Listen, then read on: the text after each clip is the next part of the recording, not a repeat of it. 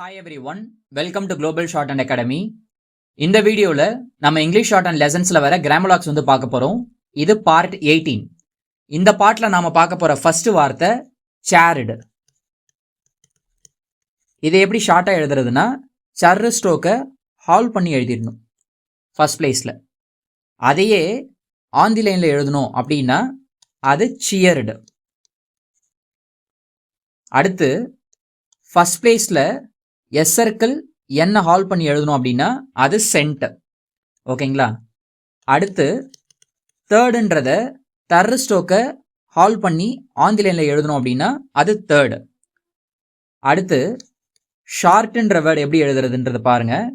ஷர்ரு ஸ்ட்ரோக்கை hall பண்ணி first பிளேஸ்ல எழுதுனா அது ஷார்ட். அடுத்த வார்த்தை ஸ்பிரிட். ஸ்பர்ரை ஹால் பண்ணி எழுதணும் அப்படின்னா அது ஸ்பிரிட், ஆந்தி லைன்ல எழுதணும். அடுத்து யார்டு.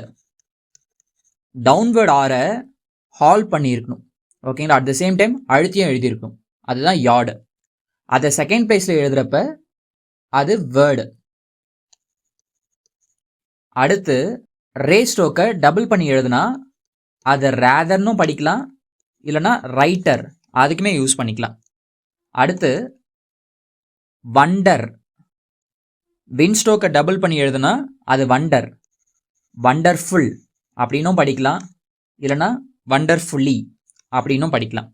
அடுத்து தர்ரு ஸ்ட்ரோக்கை டபுள் பண்ணி எழுதணும் அப்படின்னா அது தேர்ஃபோர். அடுத்து எஸ் சர்க்கிள் கல்லில் எழுதணும் அப்படின்னா அது ஸ்கூல்.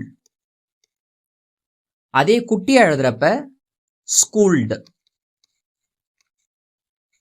அவ்வளோதாங்க, இந்த பார்ட் வந்து முடிஞ்சிருச்சு. இதில் இருக்கிற ஒவ்வொரு வார்த்தைகளுமே ஆஃப் பேஜ் வந்து ப்ராக்டிஸ் பண்ணுங்கள்.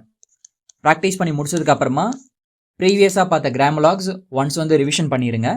அது பண்ணிவிட்டு எக்ஸசைஸ் 93 and 94 கொடுத்துருக்குறாங்க.